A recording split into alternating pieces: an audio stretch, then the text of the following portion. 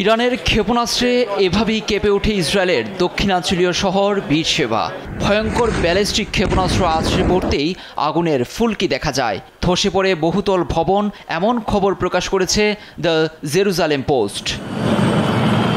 জীবনের সব আয়োজন এখানে একসাথে। ইরান ইসরায়েলের মধ্যে যুদ্ধবিরতি ঘোষণা দেন খোদ মার্কিন প্রেসিডেন্ট ডোনাল্ড ট্রাম্প।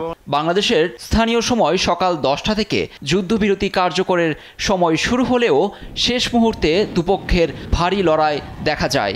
ইসরায়েল লক্ষ্য করে বেশ কিছু দূরপাল্লার ক্ষেপণাস্ত্র ছুড়েছে ইরানের অভিজাত বাহিনী IRGC। ধ্বংসস্তূপে পরিণত হয় বীরশেবার একাধিক আবাসিক ভবন। দক্ষিণের পাশাপাশি ক্ষেপণাস্ত্র হামলার সাইরেনের শব্দে আতঙ্ক ছড়ায় জনমনে।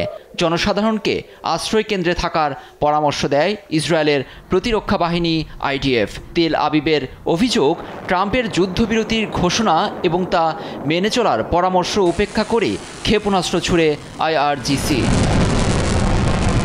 তবে পাল্টা ইরানের রাজধানী তেহরান সহ বেশ কিছু জায়গায় বিমান হামলা চালিয়েছে IDF। সড়কের পাশে একটি গাড়িতে হামলায় সেদিক সাভের নামের এক পরমাণু বিজ্ঞানী নিহত হন।